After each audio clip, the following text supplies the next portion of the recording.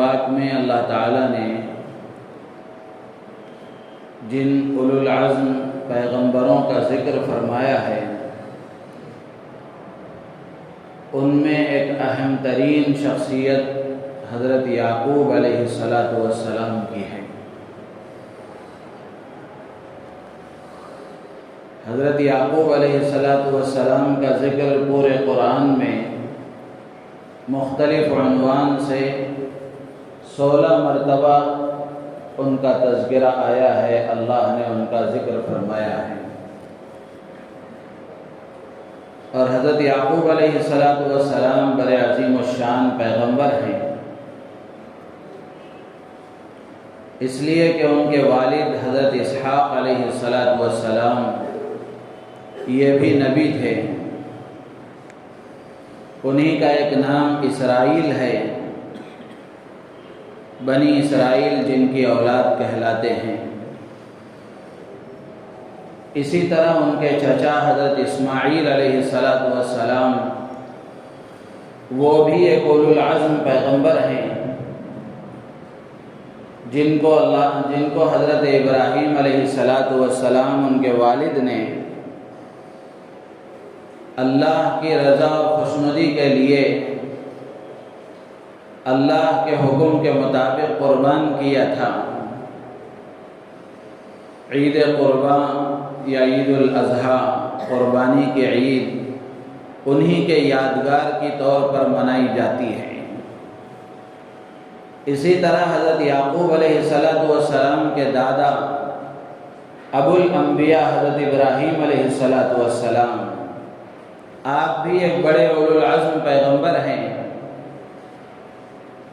حضرت ابراہیم علیہ السلام نے کعبۃ اللہ کی نئی تعمیر فرمائی تھی، اور جو موسم چل رہا ہے حج کا، تو حج کے اکثر افعال حضرت ابراہیم علیہ السلام اور ان کے چہیتے بیٹے حضرت اسماعیل علیہ السلام اور ان کی اہلیہ حضرت ہاجرہ رضی اللہ تعالی عنہا، انہی کی قربانیوں اور انہی کی فرما برداریوں کو اس کی یاد تازہ کرنے کے طور پر ادا کیے جاتے ہیں۔ حاجی حج میں جو افعال اور جو اعمال کرتے ہیں تقریباً وہ انہی تینوں کی قربانیاں ہیں، انہی کی فرما برداریاں ہیں، جن کو اللہ تبارک و تعالی نے قیامت تک زندہ رکھنے کے لیے حج کے افعال اور ارکان کے طور پر مقرر فرمائے۔ اسی طرح حضرت یعقوب علیہ السلام کے صاحبزادے ان کے بیٹے حضرت یوسف علیہ السلام آپ بھی ایک بڑے عظیم الشان پیغمبر ہیں۔ قرآن میں اللہ تبارک و تعالی نے ان کے واقعے کو مکمل ایک سورت میں اللہ نے بیان فرمایا، اور انہی کے نام سے قرآن پاک میں ایک مکمل سورت سورہ یوسف کے نام سے اللہ نے نازل فرمائی، اور ان کے واقعے کو، ان کی داستان زندگی کو اللہ تبارک و تعالی نے احسن القصص کے نام سے ذکر فرمایا، کہ قرآن میں جتنے قصے اللہ نے بیان فرمائے ہیں، اللہ تبارک و تعالی فرماتے ہیں کہ ان سارے قصوں میں، ان سارے واقعات میں حضرت یوسف علیہ السلام کا واقعہ سب سے بہترین واقعہ ہے، سب سے حسین واقعہ ہے۔ تو اس سے آپ نے اندازہ لگایا ہوگا کہ یہ پورا خاندان نبیوں اور پیغمبروں کا خاندان ہے۔ باپ نبی، دادا نبی، چچا نبی، بیٹا نبی، خود پیغمبر اور خود نبی۔ تو یہ پورا خانوادہ اور پورا خاندان انبیاء کرام علیہ السلام کا، پیغمبروں اور رسولوں کا خاندان تھا۔ تو اس سے معلوم ہوتا ہے کہ اس گھرانے میں کیسی دینداری اور کیسی تقوی پرہیزگاری اور کیسی اللہ کی فرما برداری ہوگی، اور یہ خاندان کے افراد کیسے دیندار اور پرہیزگار ہوں گے۔ اس لیے کہ پورا خاندان نبیوں کا تربیت یافتہ ہے۔ ایسے مبارک اور عظیم خاندان سے گناہ اور نافرمانی کا اندیشہ بھی لوگ نہیں کر سکتے، چہ جائے کہ ان سے کفر اور شرک کا خوف کیا جائے۔ یعنی ایسا مبارک خاندان اور ایسے دیندار اور پرہیزگار افراد اور اللہ کے منتخب اور چنندہ پیغمبروں کا خاندان،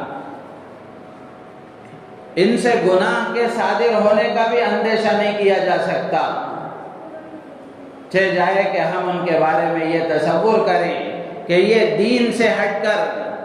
نعوذ باللہ من ذالک کفر اختیار کریں گے یا شرک اختیار کریں گے۔ اس کا تو بالکل تصور ہی نہیں کیا جا سکتا۔ لیکن اس کے باوجود جب حضرت یعقوب علیہ السلام کی وفات کا وقت قریب آیا، جب ایسے آثار محسوس ہونے لگے اور حضرت یعقوب علیہ السلام نے محسوس کیا کہ اب زندگی کے آخری لمحات ہیں، اب میرے دنیا سے جانے کا وقت آیا ہے، قریب ہے، تو حضرت یعقوب علیہ السلام نے اپنے بیٹوں کو، اپنی اولاد کو جمع کیا۔ قرآن پاک میں اللہ تبارک و تعالی نے اس کو ذکر فرمایا، سورہ بقرہ میں 133ویں آیت پہلے پارے کے آخر میں اللہ تعالی ذکر فرماتے ہیں، ام کنتم شہداء اذ حضر یعقوب الموت اذ قال لبنیہ ما تعبدون من بعدی۔ اللہ تعالیٰ فرماتے ہیں اور پوچھتے ہیں، کیا تم اس وقت موجود تھے جب حضرت یعقوب علیہ السلام کی وفات کا وقت قریب آیا، اور جب انہوں نے اپنے بیٹوں کو جمع کر کے اپنے بچوں سے جو سوال کیا، وہ سوال ہمارے سب کے لیے ایک لمحہ فکریہ ہے، اور ہم سب کو ایک فکر دلانے والا، احساس ذمہ داری پیدا کرنے والا سوال ہے کہ حضرت یعقوب علیہ السلام نے اپنے بچوں سے پوچھا، ما تعبدون من بعدی۔ حضرت یعقوب علیہ السلام کے خاندان کا جو مختصر پس منظر میں نے بیان فرمایا، اور ان کی دینداری، ان کی پرہیزگاری، ان کی وفاداری، ان کی فرمانبرداری کے بارے میں ہم تصور کر سکتے ہیں، لیکن اتنا سب کچھ ہونے کے باوجود حضرت یعقوب علیہ السلام جب دنیا سے جا رہے ہیں تو جانے سے پہلے اپنے بچوں سے کیا پوچھ رہے ہیں، ما تعبدون من بعدی، کہ اے میرے بچوں، میرے جانے کے بعد تم کس کی عبادت کرو گے؟ میرے جانے کے بعد تم کس کو خدا مانو گے؟ میرے جانے کے بعد تم کس کی بندگی کرو گے؟ کیا سوال حضرت یعقوب علیہ السلام اپنے بچوں سے کر رہے ہیں؟ تو بچوں نے بیک زبان ہو کر کہا، نعبد الہک و الہ آبائک ابراہیم و اسماعیل و اسحاق الہا واحدا، کہ ابا جان، ہم آپ کے خدا، آپ کے باپ و والد کے خدا، آپ کے دادا کے خدا، حضرت ابراہیم کے خدا، حضرت اسماعیل کے خدا، حضرت اسحاق کے خدا، اور ہم سب کے خدا ایک اکیلے تنہا پروردگار عالم کی عبادت کریں گے، وَنَحْنُ لَهُ مُسْلِمُونَ، اور اسی کے فرما بردار بن کر زندگی گزاریں گے۔ اسی طرح اس سے بالکل پہلی آیت میں اللہ تعالیٰ نے حضرت ابراہیم علیہ السلام کا تذکرہ فرمایا، وَوَصَّى بِهَا إِبْرَاهِيمُ بَنِيهِ وَيَعْقُوبُ يَا بَنِيَّ إِنَّ اللَّهَ اصْطَفَى لَكُمُ الدِّينَ فَلَا تَمُوتُنَّ إِلَّا وَأَنْتُمْ مُسْلِمُونَ۔ حضرت ابراہیم علیہ السلام کا جب دنیا سے جانے کا وقت آیا، آپ کے وفات کے آثار نظر آنے لگے، تو حضرت ابراہیم علیہ السلام نے اپنے بچوں سے، اپنے بیٹوں سے خطاب کر کے فرمایا، یا بنی، کہ اے میرے بچوں، ان اللہ اصطفیٰ لکم الدین، اللہ نے یہ دین تمہیں چن کر دیا ہے، تمہارے لیے سلیکٹ کر دیا ہے، منتخب کر دیا ہے، فلا تموتن الا وانتم مسلمون، اسلام کے بغیر تم اپنے آپ کو موت نہ آنے دینا، تمہاری موت اس حال میں آئے کہ تم مسلمان بن کر رہو، زندگی تم ایسی گزارو اسلام پر، ایمان پر، اللہ کے احکامات پر اور اللہ کی بھیجی ہوئی شریعت پر تم زندگی ایسی گزارو کہ ایمان و اسلام کی حالت میں ہی تمہاری موت آئے۔ کون کہہ رہے ہیں اور کس سے کہہ رہے ہیں؟ حضرت ابراہیم علیہ السلام، ان کی اولاد میں حضرت اسحاق ہیں جو حضرت یعقوب علیہ السلام کے والد ہیں، حضرت اسماعیل ہیں جو حضرت یعقوب علیہ السلام کے چچا ہیں، اور دونوں پیغمبر ہونے والے ہیں آگے چل کر۔ اپنے بچوں سے خطاب کر کے حضرت ابراہیم علیہ السلام نے فرمایا کہ یہ دین اللہ نے تمہیں چن کر دیا ہے، منتخب کر دیا ہے، تمہارے لیے اللہ نے اس کو پسند کر کے دیا ہے، لہذا اسی دین پر زندگی گزارنا، اسی دین پر جینا اور اسی دین پر مرنا، اسی دین کے مطابق زندگی گزارتے ہوئے تمہاری موت آنی چاہیے۔ فَلَا تَمُوتُنَّ إِلَّا وَأَنْتُمْ مُسْلِمُونَ، تمہاری موت نہ آئے مگر اس حال میں کہ تم مسلمان رہو۔ اور ایک اصول یاد رکھنا چاہیے، غالباً حضرت عمر رضی اللہ تعالی عنہ کا وہ فرمان ہے جس میں حضرت عمر فرماتے ہیں، یہ خود حدیث ہے، اللہ کے نبی فرماتے ہیں کہ آدمی جس حال میں زندگی گزارتا ہے اسی حال میں اس کی موت آتی ہے۔ کما تعیشون تموتون وکما تموتون تبعثون یا تحشرون، جیسے تم زندگی گزارو گے موت اسی حال میں آئے گی، اور جس حال میں مرو گے قیامت کے دن اسی حال میں اٹھائے جاؤ گے۔ میرے عزیز و دوست بزرگوں، ہم سب کے لیے غور کرنے کا مقام ہے، اور ہم سب کے لیے فکر کرنے کا مقام ہے، اور ہم سب کے لیے ایک احساس ذمہ داری پیدا کرنے کا مقام ہے کہ حضرات انبیاء کرام علیہ السلام اپنی اولاد کے سلسلے میں کتنے فکر مند تھے۔ دنیا سے جانے سے پہلے اپنی اولاد سے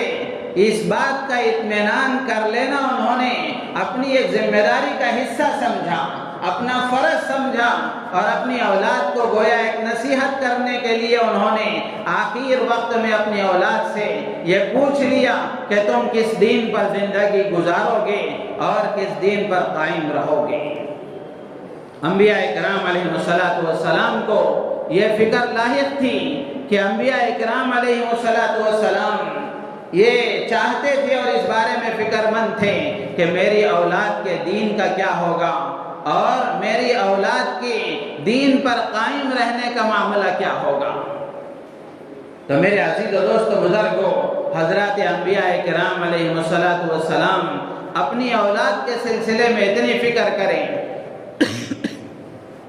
تو حضرات انبیاء کرام علیہ السلام جب اپنی اولاد کے سلسلے میں اتنے فکر مند ہیں، ان کے دین کے سلسلے میں، ان کی آخرت کے سلسلے میں، ان کی اللہ سے تعلق کے سلسلے میں، ان سے اللہ کے بھیجے ہوئے دین سے تعلق کے سلسلے میں، تو ایک عام مسلمان اور ہم سب کو اپنی اولاد کے بارے میں کتنا فکر مند ہونا چاہیے۔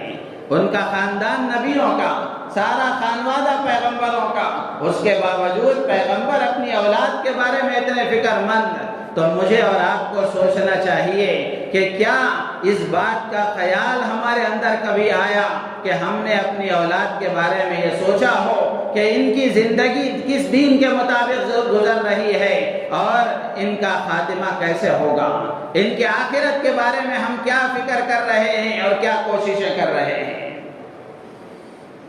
تو یہ ہم سب کے لیے غور کرنے کا مقام ہے، اور یہ ہم سب کے لیے فکر کرنے کی بات ہے کہ ہم سب اس بات کی فکر کریں جہاں اپنی اولاد کی دنیاوی راحت و آرام کے لیے اور دنیاوی آسائش کے لیے، دنیا ان کی بہتر بنانے کے لیے، جہاں ہر باپ اپنی اولاد کے بارے میں فکر کرتا ہے، اس کے لیے انتظامات کرتا ہے، تو یہ دنیا کے بارے میں فکر کرنا غلط نہیں ہے، لیکن اس سے 1000 گنا زیادہ اس بات کی فکر اولاد کے بارے میں ایک باپ کو یہ ہونی چاہیے کہ ان کے دین کے سلسلے میں میں کیا کوشش کر رہا ہوں، ان کی دینداری کے سلسلے میں میری کیا فکر ہے، اور ان کو دیندار بنانے کے سلسلے میں جو ذمہ داری مجھ پر اللہ کی طرف سے عائد ہوئی تھی اس ذمہ داری کو میں کتنا پورا کر رہا ہوں۔ قرآن میں اللہ تعالیٰ نے اس ذمہ داری کو ذکر فرمایا، یا ایھا الذین آمنوا قوا انفسکم واہلیکم نارا، کہ اے ایمان والو اپنے آپ کو بھی جہنم کی آگ سے بچاؤ اور اپنی اولاد اور اپنے اہل و عیال، اپنے بیوی بچوں کو بھی جہنم کی آگ سے بچاؤ۔ تو اس ذمہ داری کے سلسلے میں ہم کیا فکر اور کوشش کر رہے ہیں، یہ ہر مسلمان کے سوچنے کی بات ہے۔ مغربی ملکوں کا جائزہ لیا جائے تو مغربی ملکوں نے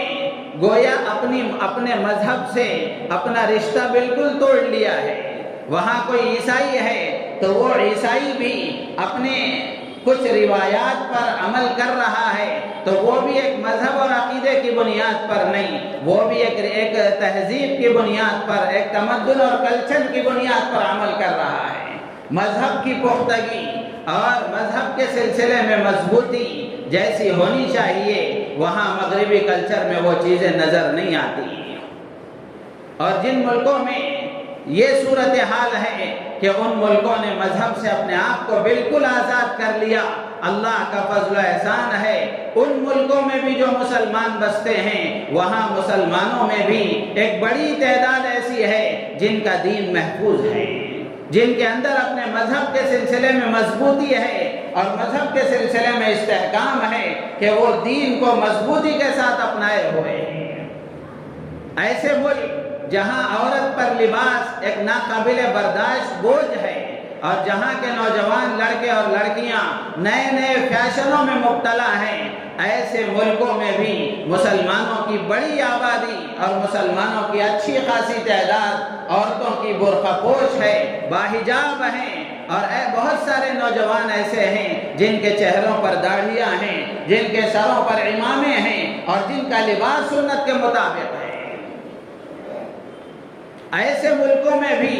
مسلمان اپنے مذہب کے مطابق زندگی گزار رہا ہے، اپنے مذہب پر مضبوطی کے ساتھ عمل کیے ہوئے ہیں۔ اس کے اسباب کو تلاش کیا جائے کہ آخر یہ مذہب کی مضبوطی اور اپنے دین کے سلسلے میں وفاداری ان کے اندر کیسے پیدا ہوئی۔ تو اس کے اسباب میں اگر غور کیا جائے تو گھریلو ماحول ہے، طبعی سلامتی ہے اور دینی تحریکوں کے ساتھ ان کا تعلق ہے، جماعتوں اور جمعیتوں کے ساتھ ان کا ربط ہے، دعوت و تبلیغ کی محنت ہے اور علماء اور مشائخ کے ساتھ ان کا تعلق اور ان کی وابستگی ہے۔ یہ بنیادی اسباب ہیں جن اسباب کی وجہ سے ان کے اندر دین کی جھلک آج بھی باقی ہے۔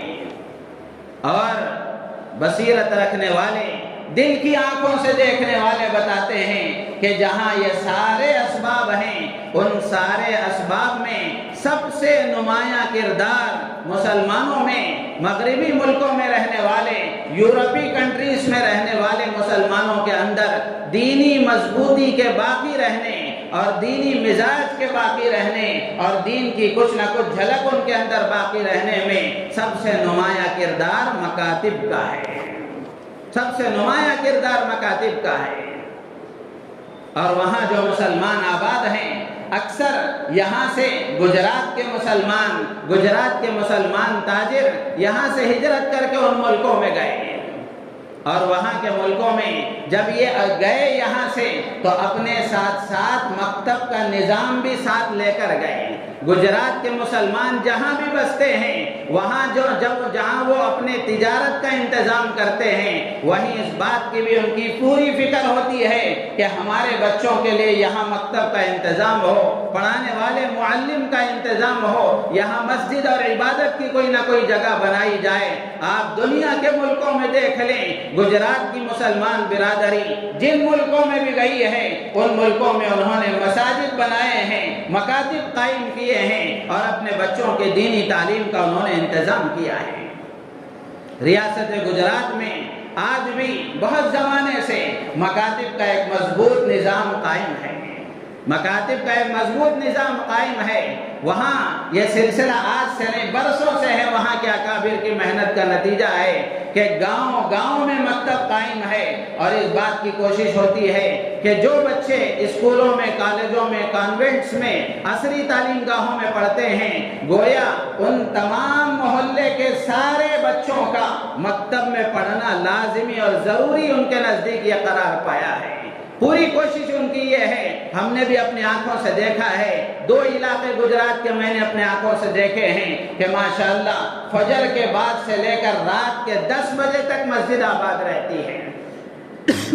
मुख्तलिफ औकात में जो बच्चे सुबह में स्कूल को जाते हैं वो दोपहर में मकतब को आते हैं, जो दोपहर में जाते हैं वो सुबह में आते हैं। और कुछ ऐसा निज़ाम उन्होंने बनाया है कि सुबह में फजर के बाद भी, इशा के बाद भी, मगरिब के बाद भी, असर के बाद भी, जोहर में भी, असर में, हर वक्त में मस्जिद में मकतब कायम रहता है।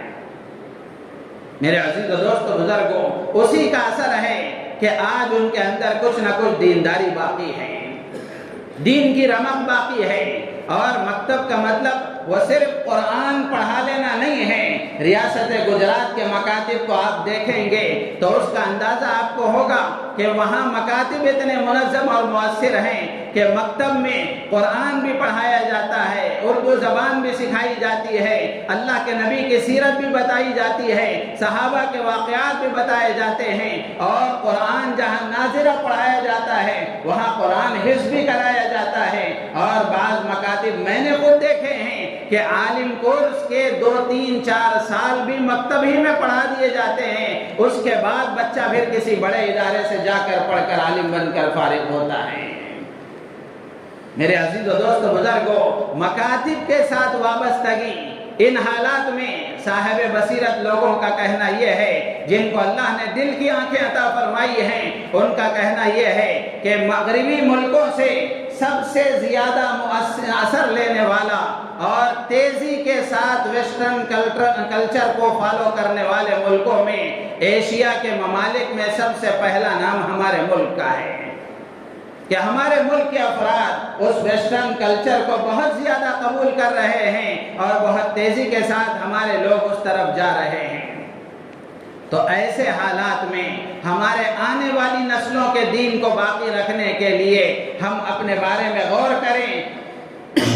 कि किस तरह हमारे बच्चों का दीन बाकी रहे, हमारे बच्चे दीन पर बाकी रहें। ऐसा रास्ता इख्तियार करें कि हमारे बच्चे असरी तालीम में भी आगे बढ़ें और इसी तरीके से उनकी दीनी पहचान भी पूरी तरह कायम रहे।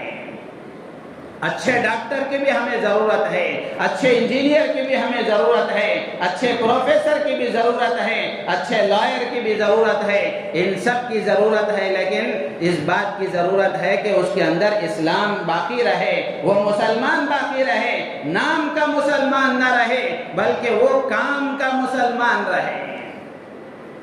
इस्लाम की मोहब्बत उसके अंदर हो, वह इस्लाम के मुताबिक ज़िंदगी गुजारने वाला हो। इसलिए कि हमारे अकाबिर ने इस बात की पूरी कोशिश की थी कि जब मुगलिया सल्तनत का खात्मा हुआ, उसके बाद अंग्रेज हमारे मुल्क पर काबिज हुआ, तो उस वक्त में अंग्रेज़ों को इस मुल्क से भगाने के लिए तहरीक जिहाद शुरू हुई और फिर उनसे हमारे मुल्क को आज़ादी दिलाने के लिए जिहाद का ऐलान किया गया और उसके बाद में जंगें लड़ी गई। लेकिन शुरू की जंगों में जब नाकामी हुई तो हमारे अकाबिर ने इस बात की कोशिश की कि हमें अपने बच्चों और अपने आने वाली नस्लों के दीन और ईमान की फिक्र करनी चाहिए। उसके लिए मकातिब का निज़ाम हमारे अकाबिर ने कायम किया ताकि हमारे बच्चों का ईमान महफूज रहे, दीन महफूज रहे। अल्हम्दुलिल्लाह उस वक्त से लेकर आज तक हमारे अकाबिर ने जो मकातिब का निज़ाम जिन मकासिद के लिए कायम फरमाया था, उन मकासिद में आज भी बड़े हद तक कामयाब है।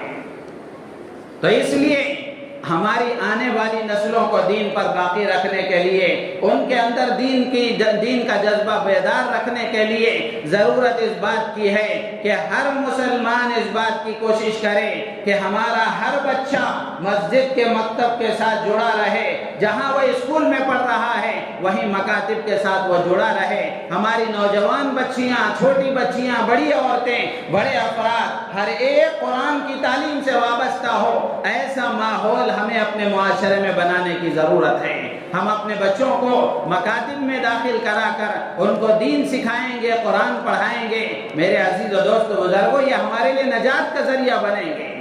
इमाम राज़ी रहमतुल्लाह अलैह ने तफसीर कबीर में लिखा है एक वाक़या कि हज़रत ईसा अलैहिस्सलातु वस्सलाम का गुज़र एक कब्र पर हुआ। دیکھا کہ قبر میں میت کو عذاب ہو رہا ہے۔